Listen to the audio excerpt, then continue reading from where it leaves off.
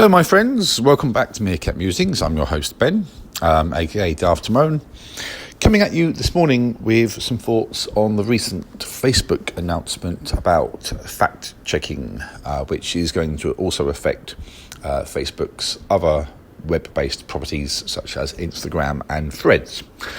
Basically, the gist of it is Mark Zuckerberg, the guy in charge of the Meta group, which runs Facebook and all the rest of them, has said that his sites will no longer fact check stuff that gets put online on his platforms.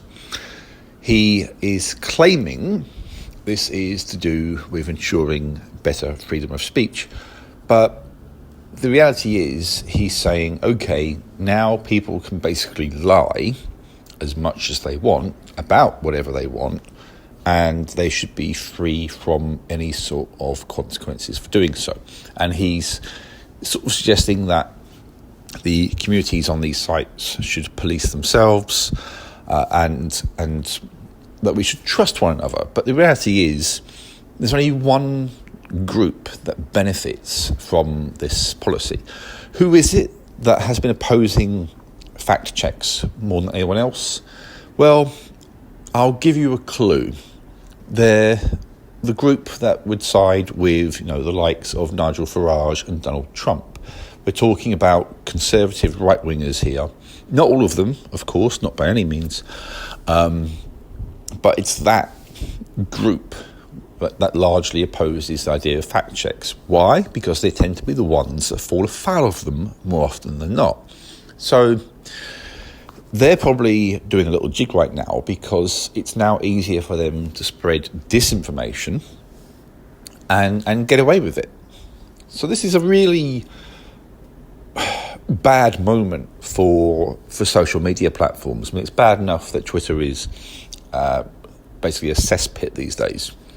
But the alternative platform, namely Threads and for some people Instagram, and of course, to a degree Facebook as well, was seen as being different.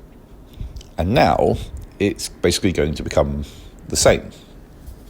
Or there is that potential to become the same. And it's going to be down to the people who are already on those platforms to try and resist the possible influx of dodgy data and misleading arguments.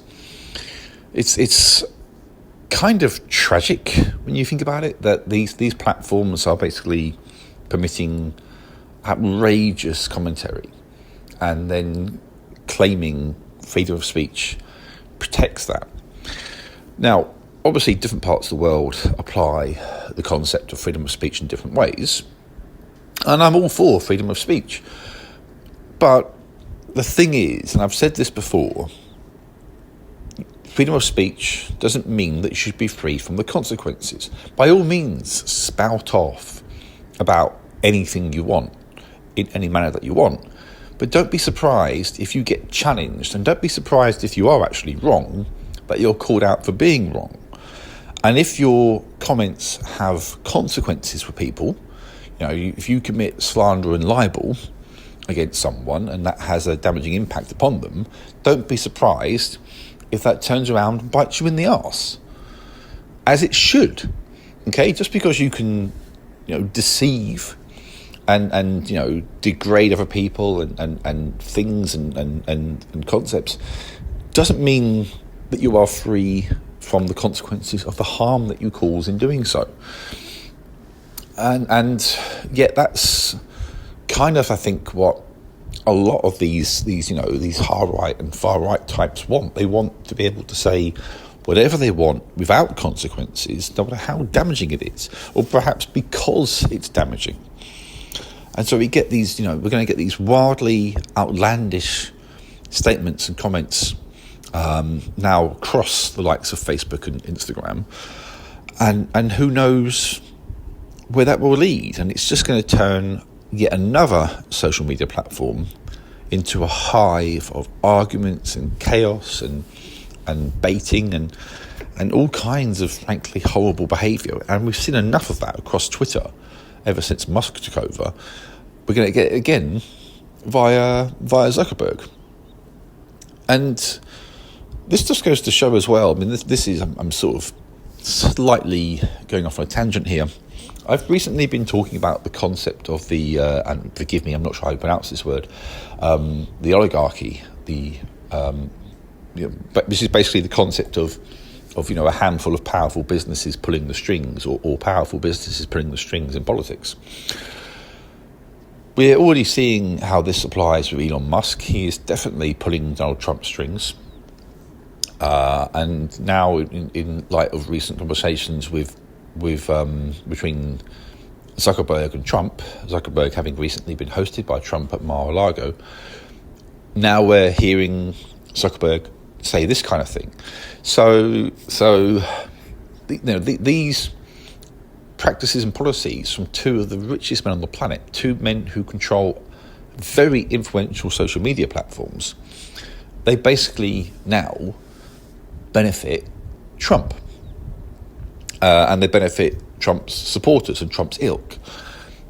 It's undisguised bias, and the consequences of that are as yet unknown, but potentially very serious.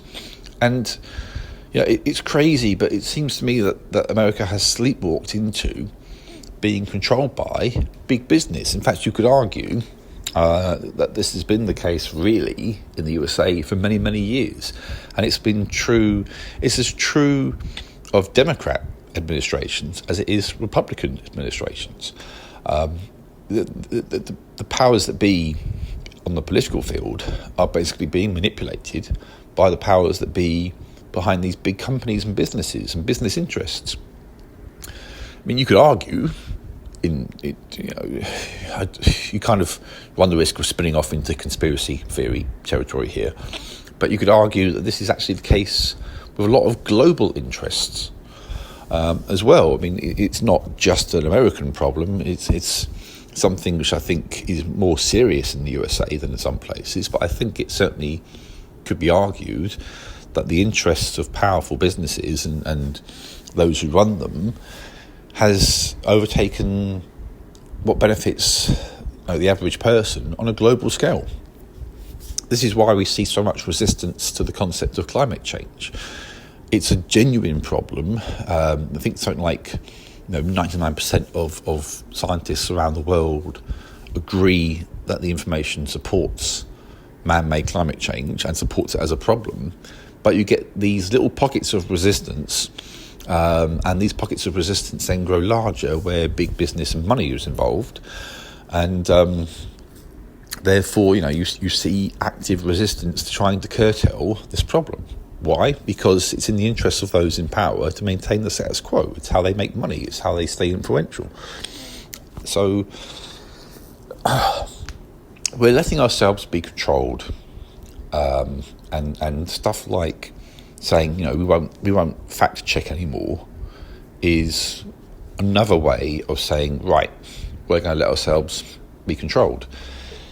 If you now want to say increasingly stupid stuff on social media, you can, and you'll have more of a chance of getting away with it. And that's, to me, faintly absurd. And I think it should be considered to be, well, it's more than faintly absurd, it should be regarded as being very absurd.